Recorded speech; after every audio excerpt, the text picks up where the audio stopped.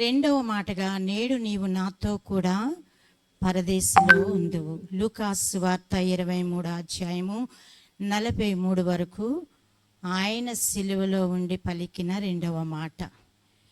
అయితే మనము కూడా దేవుని సన్నిధిలో ఏ రీతిగా సిద్ధపడాలి, ఏ రీతిగా దేవుని గణపరచాలి, ఆయన ఇష్టపడిన బిడ్డలుగా మనం ఉండగలమా, ఆయన ఇష్టమైన బిడ్డలుగా మనం జీవించగలమా, ఆయన పిలుపుని అందుకుని పరిశుద్ధులుగా ఆయన పరలోక రాజ్యము చేరగలమా అని మనల్ని మనం సరి చేసుకుంటకు దేవుడు మనకిచ్చిన గొప్ప అవకాశము. అయితే ఆ సిలువలో ఇరుప్రక్కల వేయబడిన దొంగల పేర్లు గెస్తస్ అనే ఎడం వైపునున్న దొంగ పేరు గెస్తస్, కుడివైపునున్న దొంగ పేరు దిస్మస్. వారు గ్రీకు దేశస్థులు కాబట్టి వారు భయంకరమైన గజ దొంగలు, బందిపోటు దొంగలు.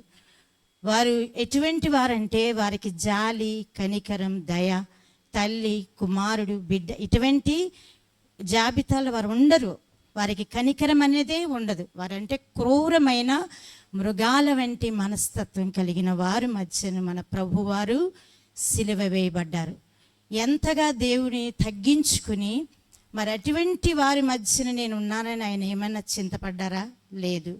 వీరిని క్షమించండి అని అన్నారు తప్పించి వారి గురించి ఆయన ఎంతగానో దేవుని సన్నిధిలో ప్రార్థించారు. మరి గెస్తస్ అనే ఎడమ వైపునున్న దొంగ ఫిర్యాదులు చేసేవాడు, అంటే కంప్లైంట్ చేసేవాడు అనమాట. ఆయన ఒక దుర్మార్గమైన ఆలోచన కలిగి మార్పు లేనివాడుగా ఉండి, దేవునికి లోబడిన వాడుగా ఉండి, దేవుని సన్నిధిలో అతను ఎంతో తగ్గింపుతనము లేనివాడుగా ఉన్నాడు, మొరపెట్టివాడుగా ఉన్నాడు. కానీ ఆయన ఏంటంటే మార్పు లేదు, దేవుని సన్నిధిలో పశ్చాత్తాపం అనేదే లేదు. ఈ దిస్మస్ అనే దొంగ ఎంతో పశ్చాత్తాపరుడు. కాబట్టి ఈ దిస్మస్ ఏంటంటే దేవుని సన్నిధిలో నమ్మకమైన వాడు. ఆయన కూడా గ్రీకు దేశస్థుడే. దిస్మస్ అంటే ఆయనకి అర్థం ఏంటంటే మరణము, అస్తమయమని కూడా అనవచ్చు. అంటే వీరి పేర్లు జీవగ్రంథంలో కానీ ఒకవేళ సువార్తల్లో కానీ వారి పేర్లు వ్రాయబడలేదు. చారిత్రాత్మకమైన గ్రంథాల్లో ఆయన పేర్లు, వారి పేర్లు ఇద్దరు కూడా లిఖితం చేయబడ్డాయి. వారి జీవితాలు ఏంటండి? భయంకరమైన నరరూప భక్షకులు.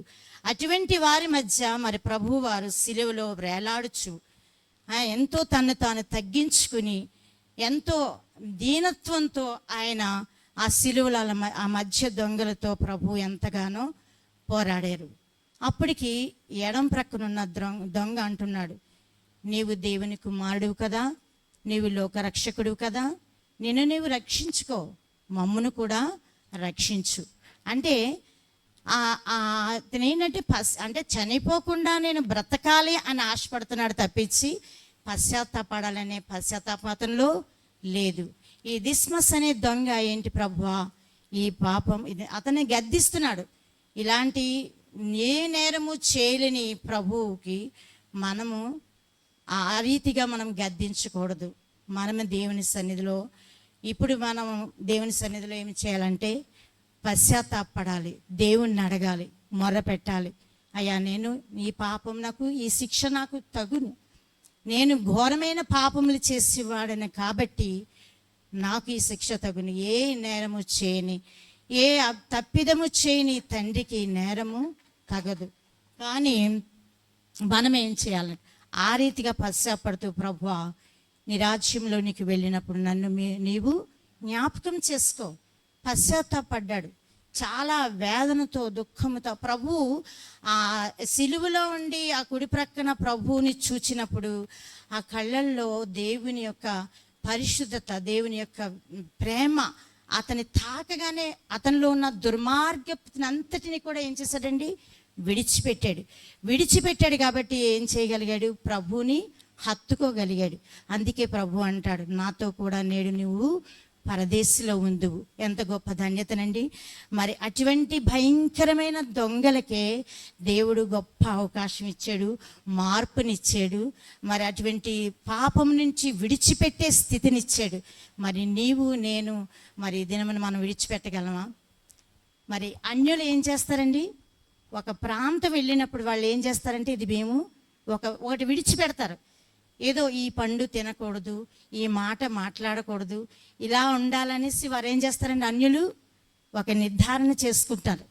మరి ఈ దినం ప్రభు మన కొరకు ఆ కల్వరి గిరిలో మండు టెండలో ఆ యొక్క రక్తసిద్ధమై మరి మన కొరకు ఎంత ప్రయాసపడ్డాడో, ఎంతగా గాయపరచబడ్డాడో. సొగసైనను స్వరూపమైనను లేక ప్రభు ఆ మండుటెంలో మన కొరకు ఎంతగా మన పాపముల నిమిత్తం మన శిక్ష కొరకు ఆయన శిక్షను అనుభవించాడు. మన కొరకు ఆయన గాయపరచబడతాడు. మనం ఏం చేస్తామండి, ఏమీ కాకుండా విడిచిపెట్టేసి ప్రతి పాపంని చేసిందే చేస్తూ ఉంటాము. కానీ మనలో పశ్చాత్తాపం అనేది ఉండదు. పశ్చాత్తాపం లేకపోతే మనం ఏ లోకంలో, నరకంలోకి వెళ్ళిపోతాం. ప్రతిదీ కూడా ఈ లోకంలో మనం విడిచిపెట్టాలి. సమస్తం కూడా ప్రభు కొరకు మనం ఒక సమర్పణ చేసుకోవాలి. ప్రభువా, ఇదిగో నేను ఈ దినము, ఈ యొక్క పరిశుద్ధ దినము ప్రభువా, నా కొరకు నువ్వు మరణించావు, నా కొరకు నువ్వు కల్వరిగిరిలో నువ్వు రక్తము కార్చావు, ప్రాణము పెట్టావు, ఆ రక్తంతో మమ్మల్ని కొన్నావు ప్రభువా. ఎంత ఘోరమైన మనుషుల మధ్య నా తండ్రి నీవు సిలువ వేయబడ్డావు. కానీ నేనైతే ఆ గాయాలు నా తండ్రి, నేను మాటికి పాపం చేసే గాయాలు నేనేం చేస్తున్నానండి, రేపుతున్నాను. అటువంటి స్థితిలో నేను ఉండకుండా ప్రభువా నన్ను ఏం చేయాలి ప్రభువా, శుద్ధీకరించి నీ రక్తంలో కడిగి నాలో ఉన్న పాపమునంతటిని కూడా నీ రక్తంతో నన్ను కడిగి శుద్ధీకరించు. ప్రభు చిత్తం కొరకు మనం కనిపెట్టాలి. ప్రభు సన్నిధిలో మనం ఏం చేయాలి, ఆరాధించాలి. దేవుని కొరకు కనిపెట్టేవారుగా, దేవుని సన్నిధిలో ఆరాధించి మహిమపరిచేవారుగా ఉండాలి. దేవుని సన్నిధిలో ప్రార్థన, అనేకుల్ని దేవుని తట్టు త్రిప్పువారుగా ఉండాలి. ఈ దిస్మస్ అనే దొంగ వలె దేవుని సన్నిధిలో నమ్రత కలిగి, దేవుని ప్రేమను కలిగి, పశ్చాత్తాపంతో దేవుని ఎలాగ ప్రభువా నీ రాజ్యంలో వెళ్ళినప్పుడు నన్ను నువ్వు జ్ఞాపకం చేసుకో. నువ్వు జ్ఞాపకం చేసుకున్నా అంటే నేను అప్పుడు దేవుడు వెంటనే అంటాడు, నీవు నాతో ఈ దినమే నువ్వేం చేస్తావు, పరదేశంలో నాతో పాటు నీది నేను తీసుకుని వెళ్ళిపోవచ్చాను అంటాడు. అలాగే లాజరు ఉన్నాడండి, ధనవంతుడు ఉన్నాడు. వారు ఏం చేస్తారండి, ఒక ఉదారంగా వస్త్రం కలిగిన వారు, ఎంతో ధనికులు, ఎంతో ఆహారం అన్నీ ఉన్నాయి. కానీ ఈ దరిద్రుడికి, లాజరైన వాడికి ఏమీ కూడా లేదు. లేకపోయినప్పటికీ ఆయన అబ్రహాము రొంగున ఆనుకునేటకు కృప దేవుడిచ్చాడు. అంటే ఎంత తగ్గించుకున్నాడో, తగ్గించుకున్న వారు హెచ్చించబడతారు, హెచ్చించుకున్న వారు తగ్గించబడతారు. అంటే దేవుని సన్నిధిలో మనం ఎప్పుడు నిరీక్షణ కలిగి మనం దేవుని సన్నిధిలో ఆరాధిస్తామో ఆయన స్థుతుల మీద ఆసీనుడై అన్నాడు. అతిక్రమములను దాచిపెట్టివాడు వర్ధిల్లడు, వాటిని ఒప్పుకుని విడిచిపెట్టివాడే దేవుని కనికరం పొందుకుంటాడు. అటు కనికరం మనం పొందాలంటే మనం ఏం చేయాలి, మనలో ఉన్న ప్రతి రుగ్మతను కూడా ప్రభు కొరకు మనం విడిచిపెట్టేవారుగా ఉండాలి. దేవుని ఆరాధించేవారుగా ఉండాలి. హృదయపూర్వకంగా దేవుని మనం మనసులోకి చేర్చుకోవాలి. సన్నిధిలో మనం దేవుని కొరకు మనం సిద్ధపడి కలిగి ఉండాలి. ఈ దినము పరిశుద్ధ దినము. ఈ దినములు ప్రభువా, ఇదిగో నా జీవితంలో ఎన్నో బాల్యకాలం మొదలుకుని ఇంతవరకు చేశాను. కానీ నేను వారిని క్షమిస్తున్నాను ఒక స్టేట్మెంట్ ఇచ్చిందండి పబ్లిక్ గా. కాదు, అటువంటి క్షమాపణ దేవుని సన్నిధిలో యేసును పోలి యేసునందు ఉన్నవారి తలక హృదయం అన్నమాట. సమస్త పాపమునైన పాదముల చెంత సిలువ సమయంలో నీటితో ఆయన పాదములు తడిపింది. ప్రేమ, ప్రభువుని వేడుకుని కృప, ఎంతగానో దేవుడు ఏం చేస్తాడు, పవిత్రత, పాపములన్నిటిని కూడా రక్తముతో తుడిచివేశాడు. ఇక పాపము చేకుమి అన్నాడు. అప్పుడు ఆమె ఎంతో పరిశుద్ధరాలుగా దేవుని సన్నిధిలో ఒక దేవునికి ఇష్టమైన బిడ్డగా దేవుడు ఏర్పాటు చేసుకున్నాడు. అటువంటి స్థితిలో మనం ఉండాలంటే దేవుని ఏం చేయాలి, మన స్థుతులతో ఎల్లవేళ దేవుని సన్నిధిలో కన్నీటితో, దేవుని ప్రతి విషయంలో దేవుని కన్నీటితో మనం మొరపెట్టాలి. ఈ దిస్మస్ అనే దొంగ ఎంత పశ్చాత్తాపంతో ప్రభువుని అడిగాడు, ఎంత పశ్చాత్తాపంతో కృంగిపోయాడు. ప్రభు, అవును నా జీవితంలో ఎన్నో తెలియకుండా ఎన్నో చేశాను, తెలిసి కూడా ఎన్నో పాపం చేశాను, అయినా నీవు నన్ను నీ చూపు ద్వారా నన్ను ఆకర్షించుకున్నావు, నా జీవితాన్ని మార్చావు, నా బ్రతుకుని మార్చావు ప్రభా, నన్ను జ్ఞాపకం చేసుకో ప్రభా అన్నప్పుడు వెంటనే ఆయన నీవు నాతో కూడా పరదేశంలో ఉంది. ఎంత గొప్ప ధన్యతను దేవుడు మనకి ఇచ్చాడండి. అటువంటి అద్భుతమైన కార్యం మనం దేవుని సన్నిధిలో మనం చూడాలంటే దేవునికి మనం ఎంత కృతజ్ఞత కలిగి ఉండాలి, ఎంత దేవుని సన్నిధిలో ఆరాధించువారుగా ఉండాలి, మహిమపరచువారుగా ఉండాలి. మనం జ్ఞాపకం చేసుకొని యవ్వన కాలమందు సిలువ కాడి మోయేవాడు దేవునికి ఇష్టుడు, మనిషిది అంటే ఆయనకి ఎంత ధన్యతో అటువంటి బిడ్డలు. యవ్వన కాలంలో మన బిడ్డలాగా ఉంటారు. మనమే బిడ్డలు పుట్టిన వెంటనే దేవుని సన్నిధిలో మనం ఎలా నడిపించాలి? మన పునాది సరిగ్గా ఉన్నప్పుడు తర్వాత బిడ్డలు స్థితిగతులు కూడా దైవికంగా ప్రార్థనాపూర్వకంగా దేవునికి ఇష్టమైన బిడ్డలుగా ఎదగగలరు. అలాగే దొంగల జాబితంలో కానీ, దుర్మార్గుల జాబితంలో కానీ, మరి వేశ్యలుగా కానీ, మరి ఏ రకమైన బిడ్డలుగా కాకుండా ప్రార్థనా పరులుగా ఈ జీవగ్రంథంలో వ్రాయబడిన ప్రతి వాక్యముతో వారి దినదినము మనం ఏం చేయాలి? ప్రార్థించాలి, వారిని బలపరచాలి. అట్టి బలపరిచినప్పుడు దేవుడు మనకి ఎంతో అద్భుతమైన కార్యాలు చేయగలడు. అలాగే టీచర్స్ స్కూల్లోకి వెళ్ళినప్పుడు మన బడిలో ఉన్నప్పుడు బిడ్డలను మనం ఏ రీతిగా పునాదితో మనం ఆయన నడిపించుకున్నప్పుడు, అలాగే టీచర్స్ దగ్గరికి వెళ్ళినప్పుడు కూడా వారు ఎంతో బాధ్యత కలిగే టీచర్స్, వారిని ఒక అత్యున్నతమైన ఒక విద్యార్థులుగా, ప్రాముఖ్యమైన బిడ్డలుగా, వారిని ఉన్నతమైన స్థితిలోనికి చూడాలని ఆశపడతారు. అలాగే ఆశపడినప్పుడు వారిని ఎంతో అంటే మనం చేసిన ప్రార్థన ఎవరు చేయాలండి? తల్లి తండ్రి వారి గురించి కన్నీటి ప్రార్థన. విలాపవాక్యంలో 2:19 అంటారు, మొదటి జామునే లేచి మీ బిడ్డల నిమిత్తమే మీరు కన్నీరు కార్చి దేవుని సన్నిధిలో మీరు అడగండి. తప్పకుండా మీ బిడ్డలు ఏం చేస్తారండి? దేవుని సన్నిధికి, దేవునికి ఇష్టమైన బిడ్డలుగా, దాసులుగా, దాసురాలుగా, నీ సేవకులుగా అనేకులు నీ సన్నిధికి ఆత్మను అప్పగించే బిడ్డలుగా వారు తయారవుతారు. ఈయనకి రోమన్ క్యాథలిక్లో కూడా ఈ డిస్మస్ అనే దొంగకి సెయింట్ అనే బిరుదు కూడా ఇచ్చారు. అదేంటంటే మార్చి 25వ తారీఖుని ఈ డిస్మస్ అనే దొంగ కొరకు ఒక ప్రత్యేక ప్రార్థన చేస్తారండి ఈ రోమన్ క్యాథలిక్స్ వారు. అంటే అతను ఏంటంటే దేవుని సన్నిధిలో పశ్చాత్తాపడి పరదేశమునకు వెళ్ళాడని సంతోషంతో అటువంటి జాబితాలో ఆ బిడ్డ తప్పించబడి దేవుని సన్నిధిలో ఒక బిడ్డగా ఏర్పాటు చేయబడ్డాడు. కాబట్టి అతని కొరకు రోమన్ క్యాథలిక్స్ ఏం చేస్తారంటే మార్చి 25న ఆయన కొరకు ఒక ప్రత్యేకమైన ప్రార్థన దినముగా వారు ఏర్పాటు చేసుకుంటారు. ఎంత ధన్యత! అటువంటి దొంగకున్న జీవితం మనకుందా? అటువంటి దొంగకున్న మార్పు మనం కలిగి ఉన్నామా? ఇతరుల కొరకు దూషించేవారుగా, నిందించేవారుగా, అవమానించేవారుగా కాకుండా ప్రభువుకు చూసారా ఎడమ ప్రక్కన దొంగ అంటాడు, ప్రభువా నీవు దేవుని కుమారుడు కదా, నేను రక్షించుకో, మా మమ్మును కూడా రక్షించు అని అడుగుతాడు. ఆయన దేవుని తెలియదా రక్షించాలని? తెలుసు. అయినప్పటికీ అతను ఏంటంటే గర్వంతో, అహంకారంతో, తగ్గింపుతనము లేక, దేవుని భయము లేక, దేవుని యందు భయభక్తులు లేక ఆ మాటలంతా ఈ లోకంలో ఇంకా జీవించాలనే ఆశ అతనికి ఉంది. కాబట్టి ఈ క్రిస్మస్ అనే దొంగకైతే అటువంటి ఆశ లేదు. ఈ లోకంలో జీవించినంత కాలం నా జీవితం ఎంతో భయంకరమైన జీవితం, అంటే ఎంత దేవుడు తృణీకరించి అసహించుకునే జీవితం నాది. ఇప్పుడైతే దేవుడి సన్నిధిలో ఆయన ఎంతో సంతోషంతో ఆ పరదేశంలో దేవుని కుడి పార్శ్వమున ఉన్నట్టు మనం ఈ జీవ గ్రంథంలో రాయబడటం మేము చూస్తాం. అలాగే మనం కొన్ని వచనాలు చూస్తున్నామండి. యెషయా గ్రంథం 33:3 అతడు తృణీకరించబడిన వాడును, మనుషుల వలన విసర్జించబడిన వాడును. అతను ఎవరండి? తృణీకరించబడిన వాడు, మనుషుల చేత విసర్జించబడినప్పటికీ ప్రభువా నీవు అంటే ఎలాంటి వారి మధ్యన ఉన్నావు ఆయనకి తెలుసు. అయినప్పటికీ ఎంతో నమ్రతతో దేవుని యొక్క మరి ఆ మాటను, దేవుడిచ్చిన ఆజ్ఞను ఆయన చిత్తమును నెరవేర్చుటకు ఆయన లోకమునకు వచ్చాడు. కాబట్టి ఆయన యందు మనం ఏం చేయాలండి? భయభక్తులు కలిగి ఆయన చిత్తం నెరవేర్చు వారుగా మనం ఉన్నామంటే దేవుని సన్నిధిలో మనం ఎంతో ఆశీర్వదింపబడతాం. మన యవ్వన కుమార్తెలు, మన యవ్వన కుమారులు దేవుని కొరకు పరిగెత్తే పాదం వలె స్తుతించే నాలుగు వలె వారిని సిద్ధపరుస్తాం.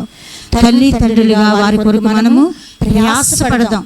వారిని దేవుని బిడ్డలుగా, వారి దేవునికి ఇష్టమైన పాత్రలుగా వాళ్ళు మంచిపడాలంటే మరి ఇటువంటి క్రిస్మస్ అనే దొంగగా ఆయన ఎలాగైతే పశ్చాత్తాపం పొంది ప్రభు దీవెన పొందుకున్నాడో, ప్రభు బిడ్డగా అంగీకరించబడ్డాడో, అటువంటి బిడ్డలుగా మన బిడ్డలను తయారు చేద్దాం.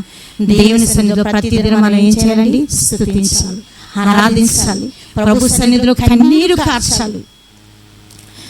మనసు నిండా నిండి ఉన్న యేసుక్రీస్తుకు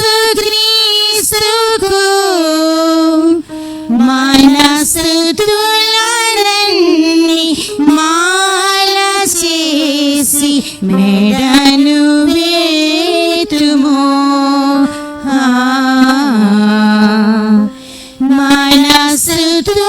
మనసుతులన్నీ మాల చేసి మెడను వేతుము.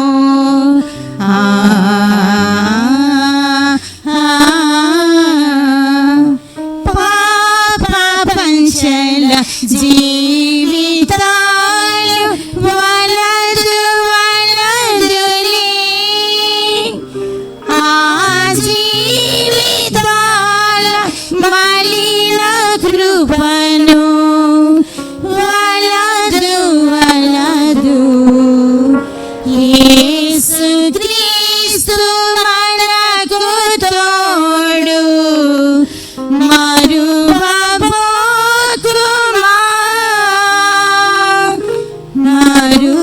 మరువబోకుమా. మనసు నిండా నిండియున్న యేసుక్రీస్తుకు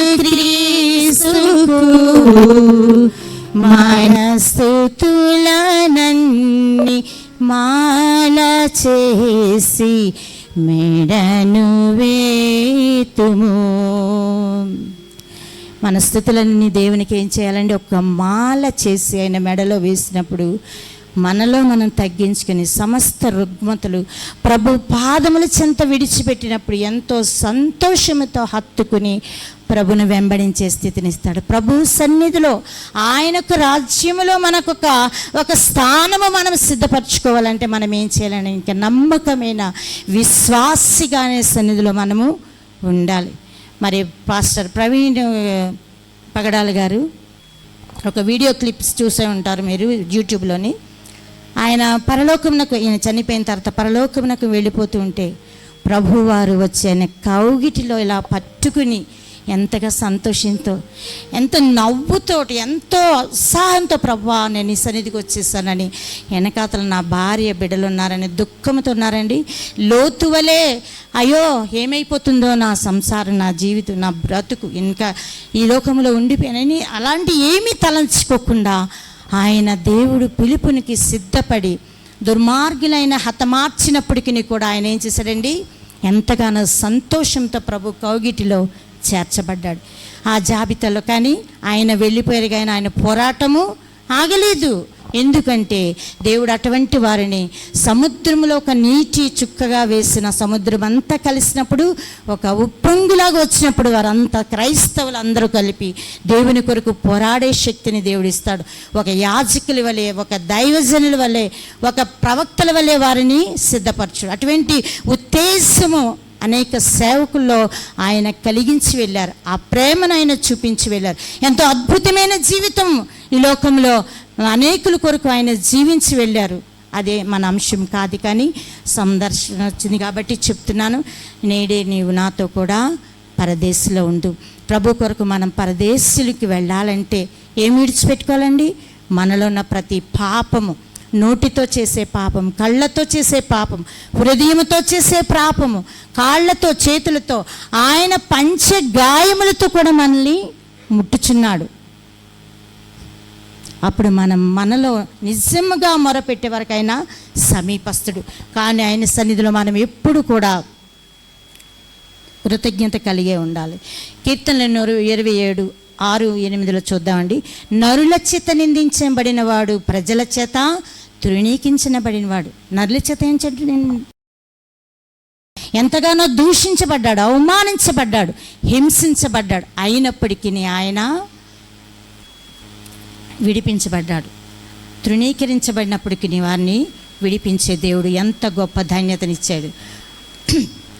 గొప్ప అద్భుతం చేశాడు. వాడిని విడిపించినేమో వాడు. ఆయన చూడండి, మనం కీర్తనలు 22:16-18 అడుగుతారు, దుర్మార్గులు గుంపు కూడి నన్ను ఆవరించి ఉన్నారు, వారు నా చేతులు నా పాదముల్లో పొడిచి ఉన్నారు. ఏం చేసామండి మనము? ఆయన పాదాలు పొడిచాం, ఆయన ప్రక్కలో పొడిచాం, ఆయన చేతులు గాయపరిచాం. మన చేసిన పిచ్చి పిచ్చి తలంపుల వలన ఆయన తలపై ముండ్ల కిరీటం పెట్టబడింది. ఇవన్నీ తగ్గించుకుని మనల్ని క్షమించి రండి బిడలారా నా యొద్దకు, నేను ప్రేమిస్తున్నానని చేతులు చాచి మమ్మల్ని పిలుస్తున్నాడు దేవుడు. మనం ఎంత సిద్ధపడి ఉన్నాం.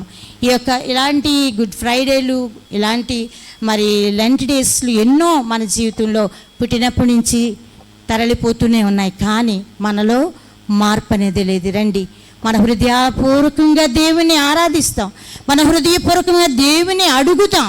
ప్రభువా, ఇదిగో ఇదే నాకు లాస్ట్. పాస్టర్ గారు అన్నారు కదా, ఇదే లాస్ట్ ఆరాధన ఈ యొక్క పాత మందిరంలో.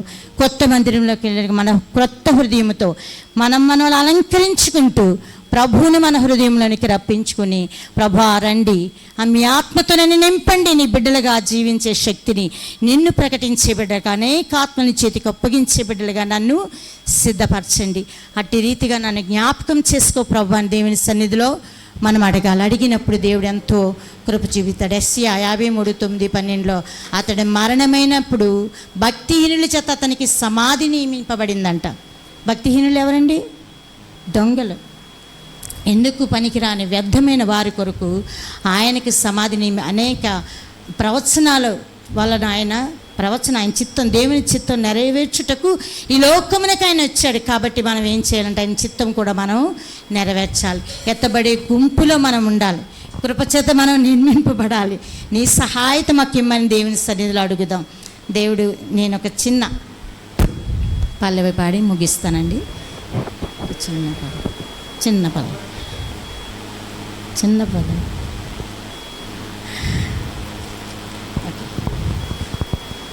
చిన్న